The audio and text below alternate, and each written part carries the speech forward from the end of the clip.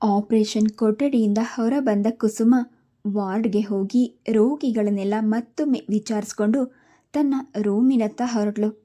ಸಂಜೆ 5 ಗಂಟೆಯ ಒಳಗೆ ಮನೆಯಲ್ಲಿರಬೇಕು ಎಂದು ರಾಮಸ್ವಾಮಿ ಮುಂಜಾನೆಯೇ ಹೇಳಿದ್ದ. ನೀನು ಬರಲಿಲ್ಲ ಅಂದರೆ ಜಯದೇವ್ ಬರ್ತಡೇನೇ ಮಾಡ್ಕೊಳ್ಳಲ್ಲ.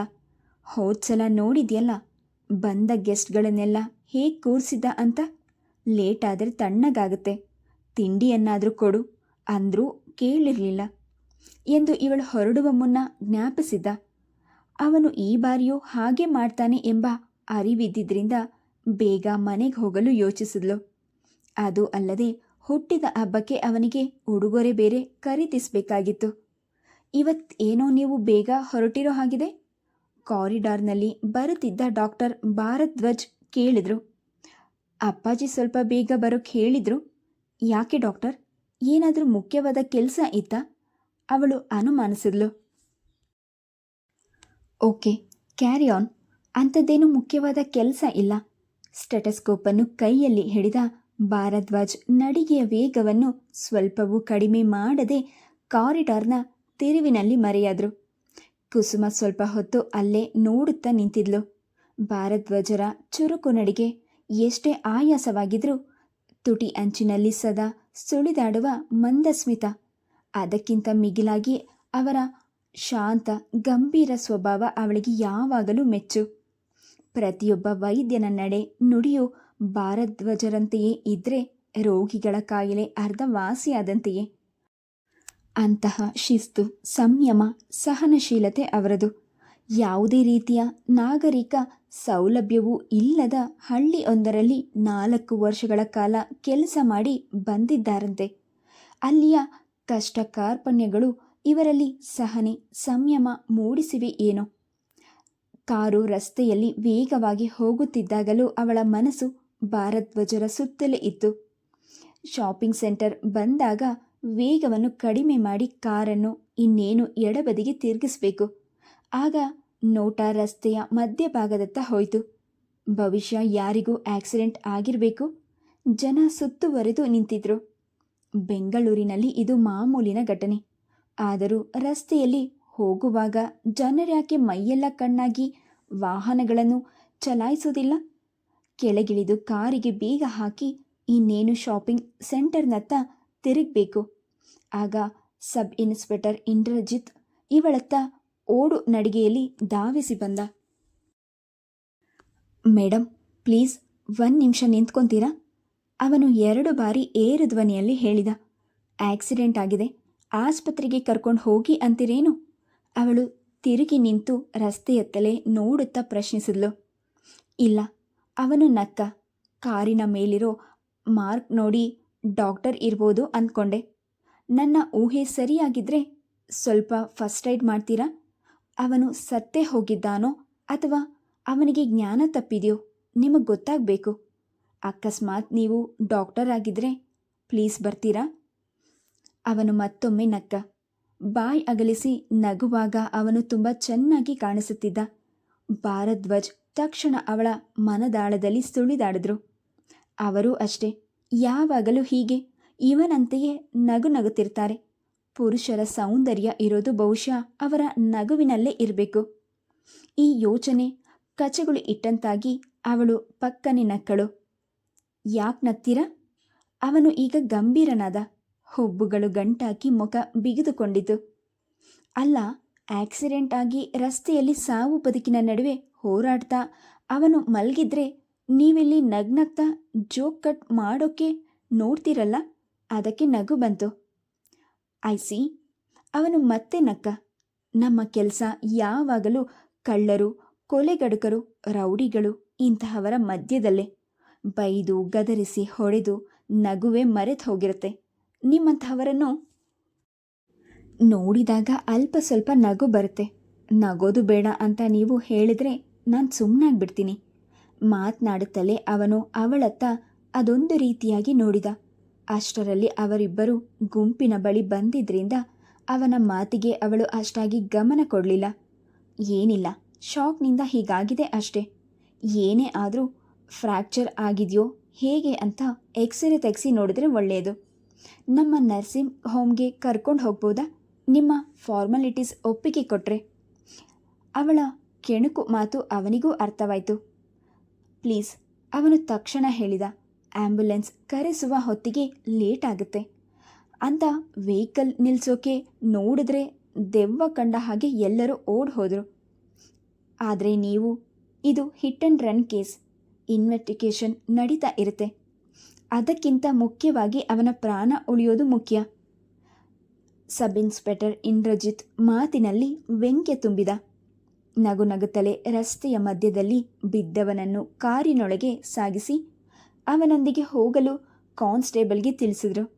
ಕಾರ್ ಹೊರಟಾಗ ಮುಂದಿನ ಡಿಕ್ಕಿಯ ಬಳಿ ಬಂದು ಬಾಗಿ ಕೇಳಿದ, ಭವಿಷ್ಯ ನಿಮ್ಮದು ನರ್ಸಿಂಗ್ ಹೋಮ್ ಇರಬೇಕು. ಆಕ್ಸಿಡೆಂಟ್ ಆಗಿದ್ರೆ ಎಲ್ಲ ಆಸ್ಪತ್ರೆಗಳಲ್ಲೂ ಚಿಕಿತ್ಸೆ ನೀಡಬಹುದು ಅಂತ ಸುಪ್ರೀಂ ಕೋರ್ಟ್ನವರೇ ತಿಳಿಸಿದ್ದಾರೆ. ಅದು ನಿಮಗೂ ಗೊತ್ತಿರಬಹುದು. ನಮಗೆ ಡಾಕ್ಟರ್ ಎಥಿಕ್ಸ್ ಮುಖ್ಯ. ಅವಳು ಕಾರಿಗೆ ಚಾಲನೆ ತರುತ್ತಾ ಹೇಳಿದ್ಲು. ನೀವೇನು ಯೋಚನೆ ಮಾಡಬೇಡಿ. ಕೋರ್ಟ್ಗೆ ಬರೋದಕ್ಕೆ ಹೆದರಿ ಇವರನ್ನು ಅರ್ಧ ದಾರಿಯಲ್ಲಿ ನಿಲ್ಲಿಸಿ ಹೋಗೋದಿಲ್ಲ. ಅವಳ ಮೂಗು ರಂಗೇರಿದ್ದನ್ನು ಇಂದ್ರಜಿತ್ ಗಮನಿಸಿದ. ಅವನು ಮತ್ತೇನೋ ಹೇಳಬೇಕು ಅಷ್ಟರಲ್ಲಿ ರಿವರ್ಸ್ ತೆಗೆದುಕೊಂಡು ಸಿಗ್ನಲ್ಗಳನ್ನು ಗಮನಿಸುತ್ತಾ ಕುಸುಮ ಕಾರಿಗೆ ವೇಗ ತಂದ್ಲು. ಯಾರಿವರಿಗೆ ಆಕ್ಸಿಡೆಂಟ್ ಮಾಡಿದ್ದು? ಅವಳು ರಸ್ತೆಯತ್ತಲೇ ದೃಷ್ಟಿ ನೆಟ್ಟಿ ಕಾನ್ಸ್ಟೇಬಲ್ಗಳನ್ನು ಕೇಳಿದ್ಲು. ಕೈನೆಟಿಕ್ ಹೋಂಡಾದವನು ಮೇಡಮ್. ಏನು ರ್ಯಾಶ್ ಡ್ರೈವಿಂಗ್ ಅಂತೀರಿ? ಹೊಸ ರಿಜಿಸ್ಟ್ರೇಷನ್ ಇರಬೇಕು. ಚೆಕ್ ಪ್ಲೀಸ್ನಲ್ಲಿ ಬರೆದಿತ್ತು. ನಂಬರ್ ದೂರಕ್ಕೆ ಕಾಣಿಸ್ಲೇ ಇಲ್ಲ. ಬಣ್ಣ ಅದನ್ನಾದರೂ ನೀವು ಗಮನಿಸ್ತೀರಲ್ಲ, ಬಿಳಿ ಬಣ್ಣ. ಹಿಂದಿನ ಸೀಟ್ನಲ್ಲಿ ಒಬ್ಬ ಹುಡುಗನನ್ನು ಬೇರೆ ಕೂರಿಸ್ಕೊಂಡಿದ್ದ ಅನಿಸುತ್ತೆ. ಆಕ್ಸಿಡೆಂಟ್ ಆದಾಗ ಗಾಬರಿಯಲ್ಲಿ ವೆಹಿಕಲ್ನ ಓಡಿಸ್ಕೊಂಡು ಹೋಗಿದ್ದಾನೆ. ಪಾಪ, ಹುಡುಗ ಅಲ್ಲೇ ಬಿದ್ದಿದ್ದ. ನಗೋದ್ರಲ್ಲಿದ್ದ ಕಾನ್ಸ್ಟೇಬಲ್ ಕಷ್ಟಪಟ್ಟು ತಡ್ಕೊಂಡ. ಹುಡುಗನಿಗೆ ಏಟ್ ಬಿದ್ದಿಲ್ವಾ? ಅವನೇನು ಹೇಳ್ತಾನೆ? ಅದೇ ಆಶ್ಚರ್ಯ. ಸಣ್ಣ ತರ್ಚು ಗಾಯವೂ ಅವನಿಗೆ ಆಗಿಲ್ಲ. ಕೈನೆಟಿಕ್ ಹೋಂಡಾದಲ್ಲಿ ಇದ್ದವನು ಯಾರು ಅಂತ ಕೇಳಿದ್ರೆ ಅವನು ಏನು ಹೇಳ್ತಾ ಇಲ್ಲ. ಡ್ರಾಪ್ ಕೇಳ್ದೆ ಕೊಟ್ಟ ಅಂತಾನೆ ಹುಡುಗ. ಮಾತಿನ ಬರದಲ್ಲಿ ಕಾನ್ಸ್ಟೇಬಲ್ ಏಟ್ ಬಿದ್ದ ಜಾಗದ ಮೇಲೆ ಕೈ ಊರಿದಕ್ಕೆ ಗಾಯಾಳು ಅಮ್ಮ ಎಂದು ಸಣ್ಣಗೆ ನರಳಿದ. ತಗ್ಲಿಸ್ಬೇಡಿ, ಭವಿಷ್ಯ ಮೂಳೆ ಮುರಿದಿಲ್ಲ ಅನ್ಸುತ್ತೆ. ಎಕ್ಸ್ರೇ ತೆಗೆಯೋ ತನಕ ಏಟ್ ಬಿದ್ದಿರೋ ಜಾಗ ಅಲುಗದೆ ಹಾಗೆ ಹಿಡಿದುಕೊಳ್ಳಿ. ಅವಳು ಕಾರಿನ ವೇಗ ಕಡಿಮೆ ಮಾಡಿ ಹೇಳಿದ್ಲು. ಕಾರ್ ನರ್ಸಿಂಗ್ ಹೋಮ್ನ ಪೋರ್ಟಿಕೋಗೆ ಬಂದಾಗ ಡಾಕ್ಟರ್ ಭಾರದ್ವಾಜ್ ಡಾಕ್ಟರ್ ಶೀಲಾಳೊಂದಿಗೆ ಮಾತನಾಡುತ್ತಾ ಮೆಟ್ಟಿಲ್ ಇಳಿಯುತ್ತಿದ್ರು. ಇವಳನ್ನು ಕಂಡೊಡನೆ ಅಚ್ಚರಿಗೊಂಡ್ರು. ಏನು ಮತ್ತೆ ಬಂದಿದ್ದೀರಿ? ಏನಾದರೂ ಬಿಟ್ಟು ಹೋಗಿದ್ದೀರಾ? ಅವರ ನೋಟ ಗಾಯಾಳುವಿನತ್ತ ಹೋಗಿದ್ದನ್ನು ಗಮನಿಸಿ ಅವಳು ಕಾರಿನಿಂದ ಹೊರಗೆ ಬರುತ್ತಾ ಹೇಳಿದ್ಲು, ಸರ್, ಇದೊಂದು ಹಿಟ್ ಆ್ಯಂಡ್ ರನ್ ಕೇಸ್. ಹಾಗೆ ಮಲಗಿರ್ಲಿ, ಪೇಷಂಟ್ ಅಲುಗಾಡ್ಸೋದು ಬೇಡ. ಭಾರದ್ವಾಜ್ ಅವಳಿಗೆ ಸೂಚನೆ ಕೊಡುತ್ತಾ ಸರಸರನೆ ಒಳಗೆ ಹೋದರು. ಅವರನ್ನು ಡಾಕ್ಟರ್ ಶೀಲಾ ಹಿಂಬಾಲಿಸಿದ್ಲು. ಯಾಕೆ ಡಾಕ್ಟರ್, ಇವನನ್ನು ಅಡ್ಮಿಟ್ ಮಾಡ್ಕೊಳ್ಳೋದಿಲ್ವಾ? ಅದ್ಯಾಕೆ ಆ ಡಾಕ್ಟರ್ ಹಾಗೆ ಒಳಗೆ ಹೋದರು? ಕಾನ್ಸ್ಟೇಬಲ್ ಅನುಮಾನದಲ್ಲಿ ಪ್ರಶ್ನಿಸಿದ. ಅವಳು ಉತ್ತರಿಸುವ ಮುನ್ನವೇ ಭಾರದ್ವಾಜ್ ಮತ್ತೆ ಕಾಣಿಸ್ಕೊಂಡ್ರು. ಅವರ ಹಿಂದೆಯೇ ಸ್ಟ್ರೆಚರ್ ಬಂತು. ಕಾನ್ಸ್ಟೇಬಲ್ ನೋಡುತ್ತಿರುವಂತೆಯೇ ಇಡೀ ವಾತಾವರಣಕ್ಕೆ ಚಾಲನೆ ಬಂದಂತೆ ಅಲ್ಲಿಯ ಸಿಬ್ಬಂದಿ ಧಾವಿಸಿ ಬಂದರು. ಗಾಯಾಳುವನ್ನು ಸ್ಟ್ರೆಚರ್ನ ಮೇಲೆ ಮಲಗಿಸ್ಕೊಂಡು ಒಳಗೆ ಹೋದರು. ಅವರ ಹಿಂದೆಯೇ ಭಾರದ್ವಾಜ್ ಹಾಗೂ ಕುಸುಮ ಹೋದರು. ನಿಮ್ಮ ಸಬ್ ಇನ್ಸ್ಪೆಕ್ಟರ್ಗೆ ಹೋಗಿ ಹೇಳಿ, ಪೇಷಂಟ್ಗೆ ಫ್ರ್ಯಾಕ್ಚರ್ ಆಗಿಲ್ಲ ಅಂತ, ಶಾಕ್ಗೆ ಜ್ಞಾನ ತಪ್ಪಿದೆ ಅಂತೆ. ಸ್ವಲ್ಪ ಹೊತ್ತಿನ ನಂತರ ಹೊರಗೆ ಬಂದ ಕುಸುಮ ಹೇಳಿದ್ಲು, ಏನೇ ಆದರೂ 1 ವಾರ ಪೇಷಂಟ್ ಇಲ್ಲೇ ಇರಬೇಕಾಗತ್ತೆ. ಕಾನ್ಸ್ಟೇಬಲ್ ಅವಳ ಮಾತು ಕೇಳಿ ಹೊರಡಲು ಎದ್ದು ನಿಂತ. 10 ನಿಮಿಷ ಕೂತಿದ್ರೆ ನಿಮ್ಮ ಸ್ಟೇಷನ್ ಹತ್ತಿರಕ್ಕೆ ನಿಮಗೆ ಡ್ರಾಪ್ ಕೊಡ್ತೀನಿ. ಸ್ವಲ್ಪ ಹೊತ್ತು ಕಾಯ್ತೀರಾ? ಒಳಗೆ ಹೋಗೋದ್ರಲ್ಲಿದ್ದ ಕುಸುಮ ಹಿಂದೆ ಬಂದು ಕೇಳಿದ್ಲು. ಡಾಕ್ಟರ್, ಪೇಷಂಟ್ ಈಗ ಮಾತನಾಡ್ತಾ ಇದ್ದಾನ? ಕಾನ್ಸ್ಟೇಬಲ್ ಅನುಮಾನಿಸ್ತಾ ಕೇಳಿದ. ಎದ್ದ ತಕ್ಷಣ ನೀವು ಪ್ರಶ್ನೆಗಳ ಸುರಿಮಳೆ ಹಾಕ್ತೀರಿ. ಹೇಗಿದ್ರೂ ನಿಮ್ಮ ಸಬ್ ಇನ್ಸ್ಪೆಕ್ಟರ್ ಬರ್ತಾರಲ್ಲ, ಅವರು ಕ್ಲಾಸ್ ತಗೊತಾರೆ ಬಿಡಿ. ಮಾತಿನ ಕೊನೆಯಲ್ಲಿ ಅವಳು ಪಕ್ಕನೆ ನಕ್ಕಳು. ಬಾಗಿಲಿನತ್ತ ನೋಡಿದ ಕಾನ್ಸ್ಟೇಬಲ್ ಸೆಟ್ಟೆದ್ದು ನಿಂತು ಸಲ್ಯೂಟ್ ಹೊಡೆದಾಗ ಅವಳು ತಕ್ಷಣ ಹೊರಳಿ ನೋಡಿದ್ಲು. ಮೋಟಾರ್ ಬೈಕ್ನಿಂದ ಇಳಿದ ಇಂದ್ರಜಿತ್ ಬೂಟ್ ಶಬ್ದ ಒಳಗೆ ಬಂದು ಅವಳು ರೋಗಿಯ ಕಂಡೀಷನ್ ತಿಳಿಸಿ ವಾರ್ನತ್ತ ಕರೆದೊಯ್ದ್ಲು. ಅವಳು ಮನೆಗೆ ಹೊರಟಾಗ ಎಂದಿನಂತೆ ವೇಳೆ ಮೀರಿತು. 2 ಗಂಟೆ ತಡವಾಯಿತು. ಅತಿಥಿಗಳನ್ನೆಲ್ಲ ಜಯದೇವ್ ಕಾಯುವಂತೆ ಮಾಡಿರಬಹುದೇ ಎಂದು ಯೋಚಿಸುತ್ತಾ ಬಂದವಳು ಮನೆಯ ಮುಂದಿನ ರಸ್ತೆಯಲ್ಲಿ ಕಾರ್ ನಿಲ್ಲಿಸಿದ್ಲು. ಸರ್ವ ಅಲಂಕೃತಗೊಂಡಿದ್ದ ಬಂಗಲೆಯತ್ತ ನೋಡುತ್ತಾ ಗೇಟಿನೊಳಗೆ ಕಾಲು ಇರಿಸಿದ್ದೇ ತಡ. ಟೈಗರ್ ಧಾವಿಸಿ ಬಂದು ಇವಳಿಗೆ ಪ್ರದಕ್ಷಿಣೆ ಹಾಕಿ ಸೀರೆಯ ನೆರಿಗೆ ಹಿಡಿದೊಳೆಯುತ್ತಾ ಕುಯ್ಗುಡತೊಡಗಿತು. ಬಾಗಿ ಅದನ್ನು ಎತ್ಕೊಂಡು ತಲೆಗೆ ಮುತ್ತಿಡಬೇಕು. ಅಷ್ಟರಲ್ಲಿ ಸುಶ್ರಾವ್ಯ ಭಾವಗೀತೆ ಆರಂಭವಾಯಿತು. ಯಾರು ಹಾಡ್ತಿರ್ಬೋದು ಎಂದು ಕಿವಿಗೊಟ್ಟು ಕೇಳಿದ್ಲು. ಅನುಮಾನವೇ ಇಲ್ಲ, ಜಯದೇವನ ಧ್ವನಿ. ಅಚ್ಚರಿಯಾಯಿತು. ಇಷ್ಟು ವರ್ಷಗಳಲ್ಲಿ ಅವನು ಹಾಡಿದ್ದನ್ನು ಒಮ್ಮೆಯೂ ಕೇಳಲಿಲ್ಲ. ಅಷ್ಟಕ್ಕೂ ಅವನ ಹಾಡು ಕೇಳಲು ಮನೆಯವರಲ್ಲಿ ಯಾರಿಗೂ ಸಮಯವೂ ಇರಲಿಲ್ಲ. ಫ್ಯಾಕ್ಟ್ರಿಯ ಕೆಲಸ ಎಂದು ತಂದೆ ಮುಂಜಾನೆ ಹೋದರೆ ವಾಪಸ್ ಆಗ್ತಿದ್ದಿದ್ದು ಸಂಜೆ 6 ಗಂಟೆಯ ನಂತರವೇ. ರ್ಯಾಂಕ್ ವಿದ್ಯಾರ್ಥಿನಿಯಾದ ಅವಳು ಆ ಸಮಯದಲ್ಲಿ ಓದಿನಲ್ಲಿ ಮಗ್ನಳಾಗಿರ್ತಿದ್ಲು. ರಾತ್ರಿಯ ಊಟದ ಸಮಯದಲ್ಲಿ ತಂದೆಯೊಂದಿಗೆ ಸ್ವಲ್ಪ ಸಮಯ ಕಳೆಯಬಹುದಾಗಿದ್ದರಿಂದ ಪ್ರತಿದಿನ ತಡವಾಗಿ ಮನೆಗೆ ಬರುತ್ತಿದ್ದ ಜಯದೇವ್ ಇವರ ಜೊತೆ ಊಟಕ್ಕೆ ಕುಳಿತುಕೊಳ್ಳಲು ಸಾಧ್ಯವೇ ಇರಲಿಲ್ಲ. ಅವನಿಗೆ ಸ್ನೇಹಿತರು ಜಾಸ್ತಿ. ಪಾರ್ಟಿ, ಸಿನಿಮಾ, ಪಿಕ್ನಿಕ್ ಎಂದು ಹೇಳುತ್ತಾ ಕಾಲ ಕಳೆಯುತ್ತಿದ್ದಾನೆ ಹೊರತು ಓದಿನ ಕಡೆ ಗಮನವನ್ನೇ ಕೊಡ್ತಿರಲಿಲ್ಲ. ಹೀಗಾಗಿ ಅವನು ಹಾಡೋದನ್ನು ಕೇಳುವ ಅವಕಾಶವೂ ಅವಳಿಗೆ ಸಿಕ್ಕಿರಲಿಲ್ಲ. ಅವನು ಹಾಡೋದನ್ನು ನಿಲ್ಲಿಸುವವರೆಗೂ ಅವಳು ಬಾಗಿಲಿನಲ್ಲೇ ನಿಂತಿದ್ಲು. ತಂದೆಯ ಎದುರು ಕುಳಿತು ಜಯದೇವ್ ಹಾಡಿಗೆ ಭಾವ ತುಂಬಿ ಹಾಡ್ತಿದ್ದ. ರಾಮಸ್ವಾಮಿಯು ಕಣ್ಮುಚ್ಚಿ ಆನಂದಿಸ್ತಿದ್ದ. ಇಂತಹ ಅಪರೂಪದ ದೃಶ್ಯ ಅವಳು ಕಂಡಿದ್ದೇ ಇಲ್ಲ. ಮಗನ ವರ್ತನೆ, ನಡೆ, ನುಡಿ ಯಾವುದು ರಾಮಸ್ವಾಮಿಗೆ ಇಡಿಸುತ್ತಿರಲಿಲ್ಲ. ಅವನಿಗೆ ಯಾವುದರಲ್ಲಿ ಕಡಿಮೆಯಾಗಿದೆ ಅಂತ? ನಿನ್ನ ಹಾಗೆ ಮನೆಯಲ್ಲೇ ಕೂತು ಚೆನ್ನಾಗಿ ಓದಲಿ, ಇಂಜಿನಿಯರ್ ಆಗಲಿ ಅಂದರೆ ಯಾವಾಗಲೂ ಫ್ರೆಂಡ್ಸ್, ರ್ಯಾಗಿಂಗ್, ಗಲಾಟೆ ಇಷ್ಟರಲ್ಲೇ ಮುಗಿದುಬಿಡಿಸುತ್ತಾನೆ ಎಂದು ಬೇಸರಿಸುತ್ತಿದ್ದರಿಂದ ಜಯದೇವನು ಅವನಿಂದ ದೂರವೇ ಉಳಿಯುತ್ತಿದ್ದ. ಆದರೆ ಇಂದು ಮನೆಯಲ್ಲಿ ಆಹ್ಲಾದಕರ ವಾತಾವರಣ ಸೃಷ್ಟಿಯಾಗಿದೆ. ಮನೆಯ ತುಂಬ ಯಾವಾಗಲೂ ಹೀಗೆ ನಗು ತುಂಬಿದ್ರೆ, ತಂದೆ ಮಗ ಒಟ್ಟಾಗಿ ಕುಳಿತು ಹೀಗೆ ಆಡ್ತಾ ಮಾತನಾಡ್ತಾ ಭಾವನೆಗಳನ್ನು ಹಂಚಿಕೊಂಡ್ರೆ ಬದುಕಿಗೂ ಒಂದು ಅರ್ಥ ಇರುತ್ತೆ ಅನಿಸಿ ಕುಸುಮಾಳಿಗೆ ಖುಷಿಯಾಯಿತು. ತುಂಬ ಚೆನ್ನಾಗಿ ಹಾಡ್ತೀಯ ಜಯದೇವ್. ನೀನು ಇಂಜಿನಿಯರಿಂಗ್ ಓದುವ ಬದಲು ಸಂಗೀತಗಾರ ಆಗಿದ್ರೆ ಚೆನ್ನಾಗಿತ್ತು ಅನಿಸುತ್ತೆ ಅಲ್ವೇ ಅಪ್ಪಾಜಿ? ಕಂಗ್ರಾಟ್ಸ್ ಜಯದೇವ್. ಕುಸುಮ ಹತ್ತಿರ ಹೋಗಿ ಜಯದೇವ್ನ ಭುಜದ ಮೇಲೆ ಮೃದುವಾಗಿ ಹೊಡೆದು ಹೇಳಿದ್ಲು. ಅವಳ ಮಾತುಗಳಲ್ಲಿ ಮೆಚ್ಚುಗೆ ಇತ್ತು. ಇಂತಹ ದಿನವಾದರೂ ಬೇಗ ಬರಬಾರ್ದಾ? ಬಂದಿದ್ದವರೆಲ್ಲ ಹೋದರೂ ನಿನ್ನ ಸುಳಿವೇ ಇಲ್ಲ. ಇರೋನು ಒಬ್ಬ ತಮ್ಮ, ಅವನ ಮೇಲೂ ಪ್ರೀತಿ ವಿಶ್ವಾಸ ಇಲ್ಲ. ಇನ್ನು ಆ ರೋಗಿಗಳನ್ನು ಅದು ಹೇಗೆ ನೋಡ್ಕೊತೀಯೋ ಆ ದೇವರಿಗೆ ಪ್ರೀತಿ. ಅವಳನ್ನು ನೋಡಿದೊಡನೆ ಜಯದೇವ್ ಮುಖ ತಿರುಗಿಸಿ ಅಸಮಾಧಾನ ವ್ಯಕ್ತಪಡಿಸಿದ. ಮುಖದಲ್ಲಿ ಬೇಸರದ ಛಾಯೆ ಇದ್ದು, ಅವನು ಹೇಳೋದು ನಿಜವೇ. ಇಂತಹ ದಿನವಾದರೂ ನೀನು ಸ್ವಲ್ಪ ಬೇಗ ಬರಬಾರ್ದ ಕುಸುಮ? ರಾಮಸ್ವಾಮಿಯು ಮಗನ ಅಸಮಾಧಾನದ ಮಾತಿಗೆ ಹೊತ್ತು ಕೊಟ್ಟು ಅವನ ಮುಖದಲ್ಲೂ ಅಸಮಾಧಾನದ ಭಾವ ಸುಳಿದಾಡಿತು. ನಮಗೆ ಕೆಲಸದ ಸಮಯ ನಿಗದಿ ಇಲ್ಲ ಅಪ್ಪಾಜಿ. ನಾನು ಬೇಗ ಮನೆಗೆ ಬರೋಕೆ ಯಾಕೆ ಲೇಟ್ ಆಯಿತು ಗೊತ್ತಾ? ಅವಳು ತಂದೆಯನ್ನು ಅನ್ವಯಿಸಲು ಪ್ರಯತ್ನಿಸಿದ್ಲು. ಆಪರೇಷನ್, ಆಕ್ಸಿಡೆಂಟ್, ಹೀಗೆ ಏನೋ ಒಂದು ಕಾರಣ ಕೊಡ್ತೀಯ. ಹಳೆ ಕತೆ, ಹಳೆಯ ರಾಗ ಕೇಳಿ ನನಗೆ ಬೇಜಾರಾಗಿ ಹೋಗಿದೆ. ಜಯದೇವನ ಅಸಮಾಧಾನ ಇನ್ನೂ ಕಡಿಮೆಯಾಗಿರಲಿಲ್ಲ. ಹೋಗಲಿ ಬಿಡು. ಅವಳು ಪರ್ಸ್ನಿಂದ ಬಾಕ್ಸ್ ತೆಗೆಯುತ್ತಾ ಹೇಳಿದ್ಲು. ಒಳ್ಳೆಯ ಪ್ರೆಸೆಂಟೇಷನ್ ಕೊಡಬೇಕು ಅಂತ ನಿನಗಾಗಿ ಅದು ಎಷ್ಟು ಅಂಗಡಿ ಸುತ್ತಿದ್ದೀನಿ ಗೊತ್ತಾ? ಅವನು ಕುತೂಹಲದಲ್ಲಿ ಬಾಕ್ಸ್ನತ್ತ ನೋಡಿದ. ಅವನ ಎಡಗೈಗೆ ಅವಳು ವಾಚನ್ನು ಕಟ್ಟಲು ಹೋದಾಗ ಅವನ ಕೈ ಹಿಂತೆಗೆದ. ಮಹಾ, ಇದನ್ನು ತರೋಕೆ ಅಂಗಡಿಗಳನ್ನೆಲ್ಲ ಜಾಲಾಡಿದೆ ಅಂತ ಹೇಳ್ತೀಯಾ? ಇದು ಒಂದು ಪ್ರೆಸೆಂಟೇಷನ್ನ? ನಿನ್ನ ಕೈಯಿಂದ ಇದನ್ನು ಯಾವಾಗಲೂ ತೆಗೆಯಬಾರ್ದು. ಇದಕ್ಕೆ ನಾನು ಕೊಟ್ಟಿರೋ ಹಣ ಮುಖ್ಯವಲ್ಲ.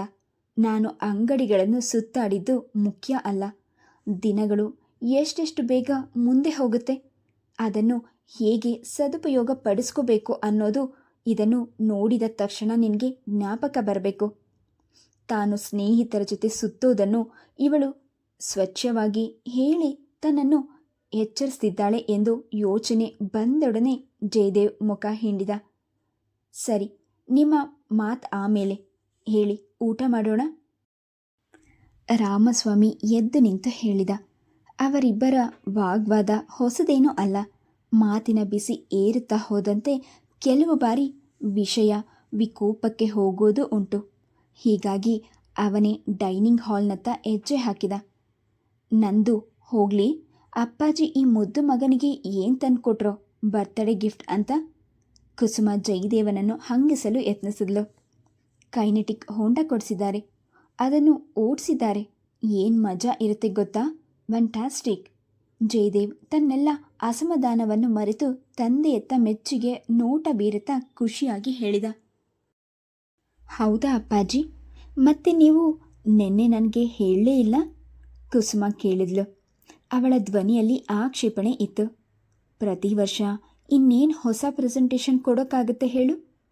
ನಿನ್ನೆ ಮನೆಗೆ ಬರ್ತಾ ಬುಕ್ಕಿಂಗ್ ಆಫೀಸ್ ಮುಂದೆ ಕಾರ್ ಕೆಟ್ಟೋಯ್ತು. ನನ್ನ ನೋಡಿ ಆ ಓನರ್ ಓಡ್ ಬಂದ. ಕಾರ್ ರಿಪೇರಿ ಆಗೋವರೆಗೂ ಅಲ್ಲೇ ಕೂತಿದ್ದೆ. ಹಾಗೆ ಒಂದು ಕೈನೆಟಿಕ್ ಹೋಂಡಾನ ಮನೆಗೆ ಕಳಿಸು ಅಂತ ಬರುವಾಗ ಹೇಳಿ ಬಂದಿದ್ದೆ. ರಾಮಸ್ವಾಮಿ ದೀರ್ಘ ವಿವರಣೆಯನ್ನೇ ಕೊಟ್ಟ. ಹಾಗಾದರೆ ನನ್ನ ಬರ್ತ್ಡೇ ದಿನ ನಿಮ್ಮ ಕಾರ್ ಕಾಂಟೆಸಿ ಕಾರಿನ ಬುಕ್ಕಿಂಗ್ ಆಫೀಸಿನ ಮುಂದೆ ಕೆಟ್ಟು ನಿಂತರೆ ನನಗೆ ಚಾನ್ಸ್. ಅವಳು ತುಟಿ ಹಂಚಿನಲ್ಲಿ ನಗು ತುಂಬಿ ಹೇಳಿದ್ಲು. ಯಾಕಮ್ಮ, ತಮಾಷೆಗೆ ಹೀಗೆ ಕೇಳ್ತೀಯ? ರಾಮಸ್ವಾಮಿಗೆ ಏನೊಂದು ಅರ್ಥವಾಗದೆ ಮಗಳತ್ತ ನೋಡಿದ. ಯಾಕಂದರೆ ನನ್ನ ಬರ್ತ್ಡೇ ಇರುವ ದಿನವೇ ನೀವು ಬುಕ್ ಮಾಡುವ ಕಾಂಟೆಸಿ ಕಾರ್ ನನಗೆ ಸಿಗುತ್ತೆ. ಓಹೋ, ರಾಮಸ್ವಾಮಿ ದೀರ್ಘ ಉದ್ಗಾರ ತೆಗೆದು ಜೋರಾಗಿ ನಕ್ಕ. ನಿನಗೆ ಬೇಕು ಅಂದರೆ ಅಷ್ಟು ದಿನ ಯಾಕೆ ಕಾಯಬೇಕು? ನೀನು ಬೇಕು ಅಂತ ಹೇಳಿದ್ರೆ ಇವತ್ತೇ ಕಾಂಟೆಸಿ ಕಾರ್ ಬುಕ್ ಮಾಡಿ ಬಿಡ್ತೀನಿ. ತಮಾಷೆಗೆ ಹೇಳಿದ ಅಪ್ಪಾಜಿ.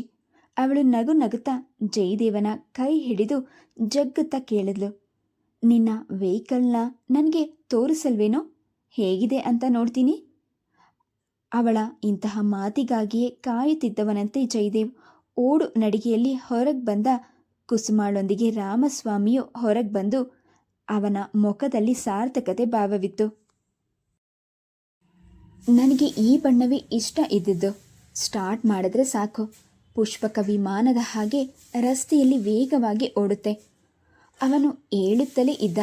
ಬಿಳಿಯ ಬಣ್ಣದ ಕೈನೆಟಿಕ್ ಹೋಂಡಾ, ನಂಬರ್ ಪ್ಲೇಟ್ ಕೂಡ ಇಲ್ಲ. ಚೆಕ್ ಪ್ಲೇಸ್ನಲ್ಲಿ ನಂಬರ್ ಬರೆದಿದೆ. ಜೊತೆಗೆ ಮುಂಭಾಗ ಜಜ್ಜಿ ಹೋಗಿ ಹೆಡ್ಲೈನ್ನ ಗಾಜು ಹೊಡೆದಿದೆ. ಸಂಜೆಯು ಅಪಘಾತದ ಘಟನೆ ತಕ್ಷಣ ಮನದಾಳದಲ್ಲಿ ಸುಳಿದಾಗಿತ್ತು.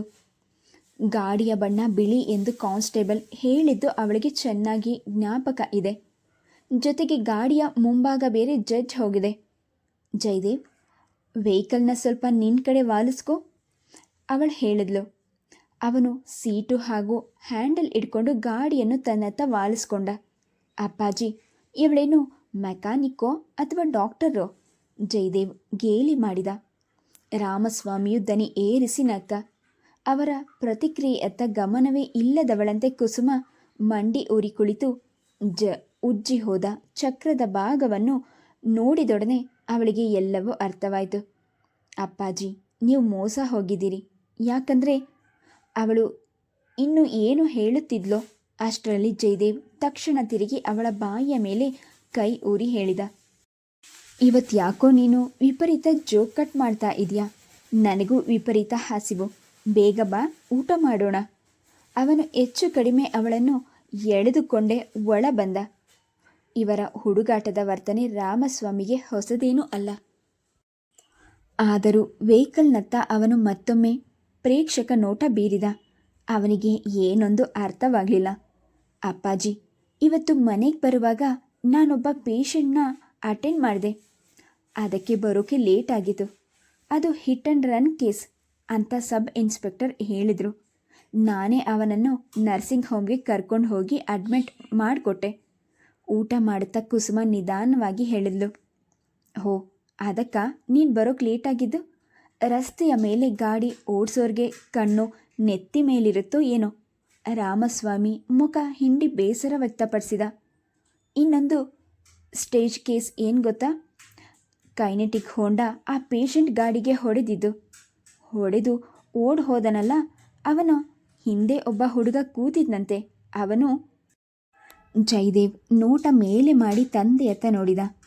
ತುಂಟ ನೋಟ ಬೀರುತ್ತಿದ್ದ ಕುಸುಮಾಳತ್ತ ನೋಡುವಾಗ ಅವನಿಗೆ ಅಸಾಧ್ಯ ಕೋಪ ಬಂತು. ತಾನು ಆಕ್ಸಿಡೆಂಟ್ ಮಾಡಿರುವ ವಿಷಯ ತಂದೆಗೆ ತಿಳಿದರೆ ಇಲ್ಲದ ರಾದಂತವಾಗುತ್ತದೆ ಎಂಬ ಅರಿವಿದ್ದಿದ್ದರಿಂದ ಸಮಾಧಾನವಾಗಿಯೇ ಹೇಳಿದ. ಕುಸುಮಕ್ಕ, ಊಟ ಮುಗಿಯೋ ತನಕ ಸ್ವಲ್ಪ ಸುಮ್ಮನಿರು. ಅಪ್ಪಾಜಿ ಸುಸ್ತಾಗಿ ಮನೆಗೆ ಬಂದಿರ್ತಾರೆ, ಅವರು ನಿಧಾನವಾಗಿ ಊಟ ಮಾಡಲಿ. ಆದರೆ ಪಾಪ ರಸ್ತೆಯಲ್ಲಿ ಬಿದ್ದಿದ್ದ ಆ ಹುಡುಗನ ಸ್ಥಿತಿ. ಮಾತನ್ನು ಅರ್ಧದಲ್ಲಿ ನಿಲ್ಲಿಸಿ ಅವಳು ನಗಲು ಆರಂಭಿಸಿದ್ಲು. ಏನಮ್ಮ, ವಿಷಯ ಏನು ಅಂತ ಹೇಳು ಎಂದು ರಾಮಸ್ವಾಮಿ ಕುತೂಹಲ ವ್ಯಕ್ತಪಡಿಸಿದಾಗಲಂತೂ ಜಯದೇವನಿಗೆ ಕೋಪವನ್ನು ಹತ್ತಿಕ್ಕಲಾಗಲಿಲ್ಲ. ತಕ್ಷಣ ಎದ್ದು ನಿಂತು ಕುರ್ಚಿಯನ್ನು ಹಿಂದೆ ತಳ್ಳಿದ. Sorry brother. ಅವನ ಕೈ ಹಿಡಿದು ಕುರ್ಚಿಯಲ್ಲಿ ಕೂರಿಸುತ್ತಾ ಅವಳು ನಗೆ ಹತ್ತಿಕ್ಕಲು ಯತ್ನಿಸಿದ್ಲು. ಏನೇ ಆದರೂ ನೀನು ಬೇಗ ನಂಬರ್ ಪ್ಲೇಟ್ ಬರೆಸಿ ಹಾಕೋದೇ ಕ್ಷೇಮ. ಯಾಕೆ ಅಂದರೆ ನಮ್ಮ ಪೊಲೀಸ್ನವರು ಯಾರ ತಪ್ಪಿಗೆ ಇನ್ಯಾರನ್ನೋ ಹಿಡ್ಕೊಂಡು ಒಳಗಾಗ್ತಾರೆ. ಅವಳು ಮತ್ತೆ ದನಿ ಏರಿಸಿ ನಕ್ಕಳು. ಆದರೆ ಜಯದೇವನ ಅಳುಕು ನೋಟ ತಂದೆಯತ್ತಲೇ ಇತ್ತು. ಹೇಮಂತ ದಿನಪತ್ರಿಕೆ ಓದುತ್ತಿದ್ರೂ ನೋಟ ಮಾತ್ರ ಬಾಗಿಲಿನತ್ತಲೇ ಹೋಗ್ತಿತ್ತು. ಕಳೆದ 1 ವಾರದಿಂದ ಗಮನಿಸುತ್ತಾ ಬಂದಿದ್ದಾನೆ. 9 ಗಂಟೆಗೆ ಸರಿಯಾಗಿ ಕುಸುಮ ವಾರ್ಡ್ನೊಳಗೆ ಬರ್ತಾಳೆ. ರೋಗಿಗಳೊಂದಿಗೆ ನಗುತ್ತಾ ಮಾತನಾಡ್ತಾಳೆ. ಕೇಸ್ ಶೀಟ್ ನೋಡಿ ಅವರು ತೆಗೆದುಕೊಳ್ಬೇಕಾದ ಔಷಧಿಗಳ ಹೆಸರು ಬರೀತಾಳೆ. ಏನಾದರೂ ಅನುಮಾನ ಬಂದರೆ ಭಾರದ್ವಾಜರ ಬಳಿಗೆ ಬಂದು ವಿಷಯ ತಿಳಿಸಿದ ಮೇಲೆಯೇ ಅವಳು ಅಲ್ಲಿಂದ ಹೊರಗೆ ಹೋಗೋದು. ಅದೇಕೋ ತಿಳಿದಿಲ್ಲ, ಅವಳು ಹತ್ತಿರ ಬಂದಾಗ ಮಾತನಾಡಿಸಿದಾಗ ಮೈ ಮುಟ್ಟಿ ಪರೀಕ್ಷಿಸುವಾಗಲೆಲ್ಲ ಅವನಲ್ಲಿ ಅದೊಂದು ರೀತಿಯ ರೋಮಾಂಚನ. ಯುವತಿಯರ ಸಾಮೀಪ್ಯ ಅವನಿಗೆ ಹೊಸದೇನೂ ಅಲ್ಲ. ಫ್ಲರ್ಟ್ ಮಾಡುತ್ತಾ ಅಂಗೈನಲ್ಲಿ ಅರಮನೆ ತೋರಿಸ್ತಾ ಹೋಟೆಲ್, ಸಿನಿಮಾ, ಪಾರ್ಟಿ ಎಂದು ಅವರೊಂದಿಗೆ ಸುತ್ತಾಡೋದು ಅವನಿಗೆ ಕಾಲೇಜು ದಿನಗಳಿಂದ ಅಂಟಿದ ಕೀಳು. ಆದರೂ ಅವರೆಲ್ಲರನ್ನೂ ಮೀರಿಸುವ ಆಕರ್ಷಕ ವ್ಯಕ್ತಿತ್ವ ಅವಳದು. ಯಾವ ಮಾತಿಗೆ ಸ್ಪಂದಿಸ್ತಾಳೆ, ಯಾವ ಸಂದರ್ಭ ಅವಳು ಗಂಭೀರವಾಗಿರುವಂತೆ ಮಾಡುತ್ತದೆ ಎಂಬುದನ್ನು ತಿಳಿಯಲು ಅವನಿಗೆ ಸಾಧ್ಯವೇ ಆಗಲಿಲ್ಲ. ಅವಳೊಂದಿಗೆ ಮಾತನಾಡದೇ ಇದ್ದರೂ ಯಾವಾಗಲೂ ಅವಳು ಕಣ್ಣೆದುರಿಗೆ ಇರಬೇಕು ಅನಿಸಲು ಆರಂಭಿಸಿದಲಾಗಿತ್ತು. ಅಂತಹ ಯಾವ ಆಕರ್ಷಣೆ ಅವಳಲ್ಲಿದೆ ಎಂದು ಚಕಿತನಾಗುತ್ತಲೇ ಅವಳ ಬರುವಿಕೆಗಾಗಿ ಕಾದು ಕುಳಿತಿರ್ತಿದ್ದ. ಅವನೆಲ್ಲ ಯೋಚನೆಗಳಿಗೂ ಕಡಿವಾಣ ಹಾಕುವಂತೆ 9 ಗಂಟೆಗೆ ಸರಿಯಾಗಿ ಅವಳು ವಾರ್ಡ್ಗೆ ಬಂದಳು. ಹತ್ತಿರ ಬರೋವರೆಗೂ ಕಣ್ಣು ಪಿಳುಕಿಸುವುದನ್ನೇ ಮರೆತವನಂತೆ ಹೇಮಂತ ಅವಳತ್ತಲೇ ನೋಡುತ್ತಿದ್ದ. ಮನದಾಳದಲ್ಲಿ ನಾನಾ ರೀತಿಯ ಭಾವನೆಗಳು ಚುಮ್ಮಲು ಆರಂಭಿಸಿದುವು. ಇವತ್ತು ಹುಷಾರಾಗಿದ್ದೀರಿ ಡಾಕ್ಟರ್, ಭಾರದ್ವಾಜ್ ಬಂದ ಮೇಲೆ ಡಿಸ್ಚಾರ್ಜ್ ಮಾಡ್ತಾರೆ. ಏಟ್ ಬಿದ್ದು ಅವನ ಕಾಲಿನ ಭಾಗ ಪರೀಕ್ಷಿಸುತ್ತಾ ಅವಳು ಹೇಳಿದ್ಲು. ನೀವು ತುಂಬ ಲಕ್ಕಿ, ಬೇಗ ಹುಷಾರಾದ್ರಿ. ಇಷ್ಟು ಬೇಗ ಅಂದರೆ ಇವತ್ತೇ ಮನೆಗೆ ಹೋಗಬೇಕೇನೋ? ಅವನ ಮಾತು ಕೇಳಿ ಕುಸುಮ ತಕ್ಷಣ ಕತ್ತೆತ್ತಿ ನೋಡಿದ್ಲು. ಕಂಗಳಲ್ಲಿ ಅಚ್ಚರಿ ಅಣುಕಿದ್ರೂ ಕ್ಷಣ ಸುಮ್ಮನಿದ್ದು ಹಗುರವಾಗಿ ನಕ್ಕಳು. ಇನ್ನೂ ಸ್ವಲ್ಪ ದಿವಸ ಇಲ್ಲೇ ಇರಬೇಕು ಅಂತ ಇದ್ದೀರಾ? ಇದು ನರ್ಸಿಂಗ್ ಹೋಮ್. ನಾನು ರೋಗಿ ಅಂತ ನನಗೆ ಇಲ್ಲಿಯವರೆಗೂ ಅನ್ನಿಸ್ಲೇ ಇಲ್ಲ. ಇಲ್ಲಿಂದ ಇಷ್ಟು ಬೇಗ ಹೋಗಬೇಕಲ್ಲ ಅನ್ನೋದಕ್ಕಿಂತ ಹೆಚ್ಚಾಗಿ ನೀವು. ಅವನು ಏನನ್ನೋ ಹೇಳಲು ಹೋಗಿ ಅನುಮಾನಿಸಿದ. ಅವಳು ಅಚ್ಚರಿಯಲ್ಲಿ ಅವನತ್ತ ಅನುಮಾನದ ನೋಟ ಬೀರಿದ್ಲು. Please subscribe the channel, like and share. Thank you.